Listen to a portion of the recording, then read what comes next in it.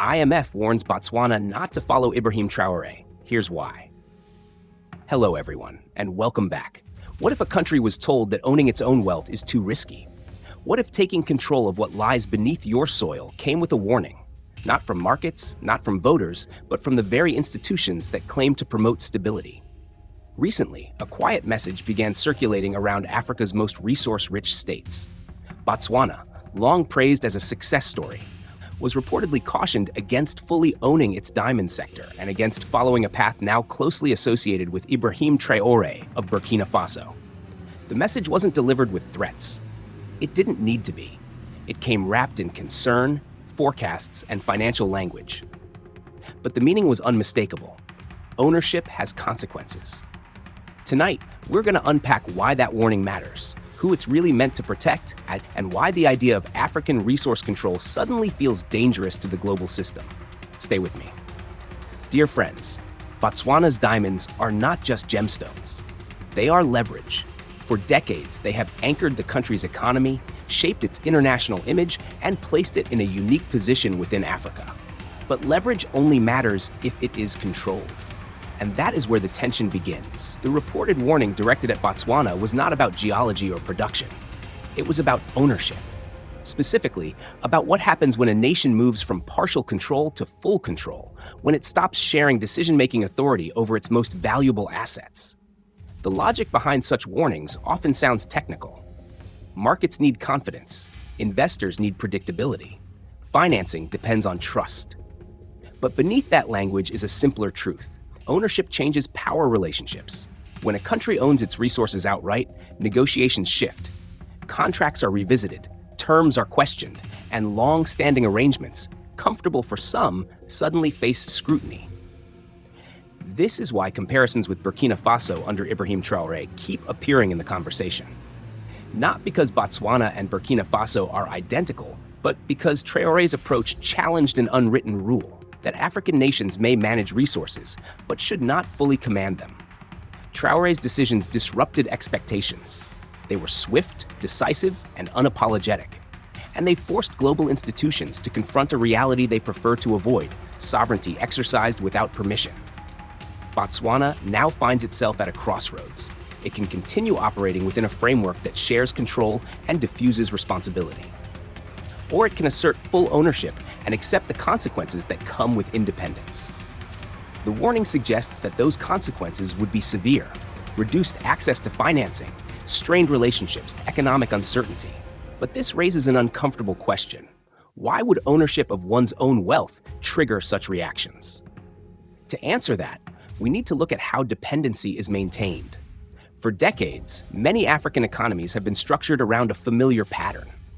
Raw materials are extracted locally, exported in their least valuable form, processed elsewhere, and then sold back at a premium. This arrangement benefits those who control processing, finance, and distribution.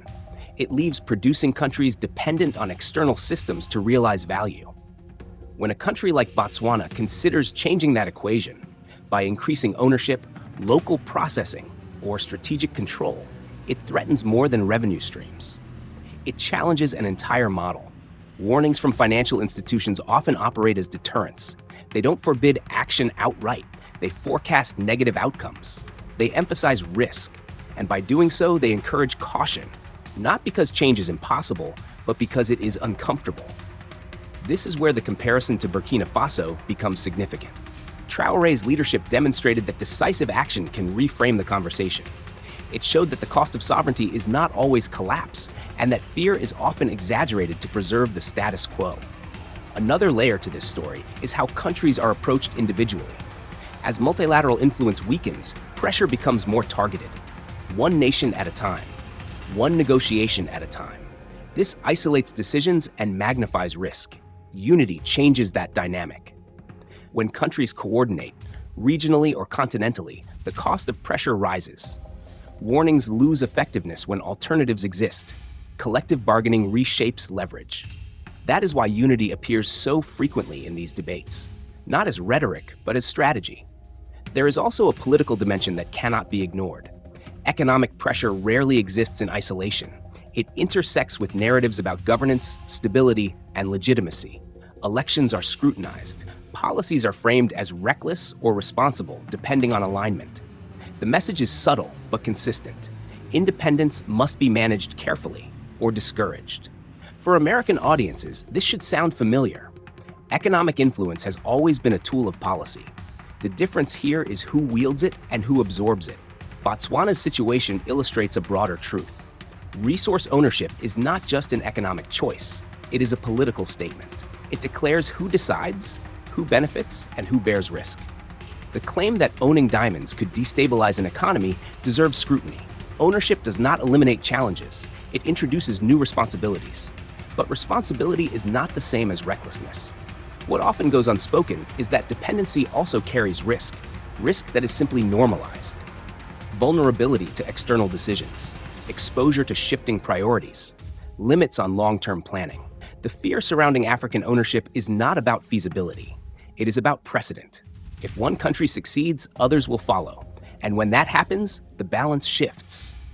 This is why Ibrahim Traoré keeps appearing as a reference point.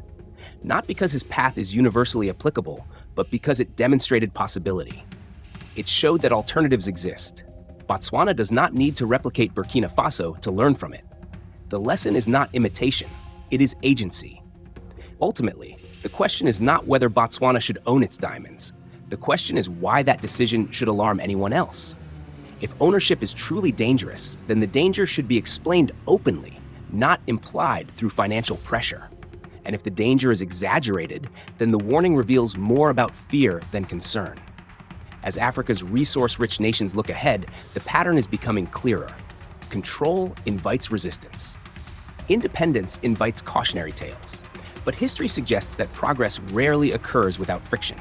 The choice facing Botswana is the same choice facing many nations: accept managed dependence or navigate the uncertainty of self-determination. Neither path is easy, but only one leads to lasting sovereignty.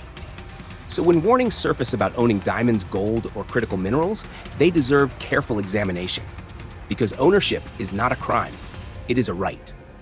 Botswana's dilemma is not unique. It reflects a broader moment where African nations are reassessing old arrangements and asking new questions. Questions about value, control, and the true cost of stability. Ibrahim Traoré and Burkina Faso did not invent this conversation. They accelerated it. What happens next will depend on whether countries choose isolation or coordination, fear or strategy. Because the real risk is not ownership. It is remaining dependent in a world that is rapidly changing. The future will belong to those who decide for themselves. Thank you for watching.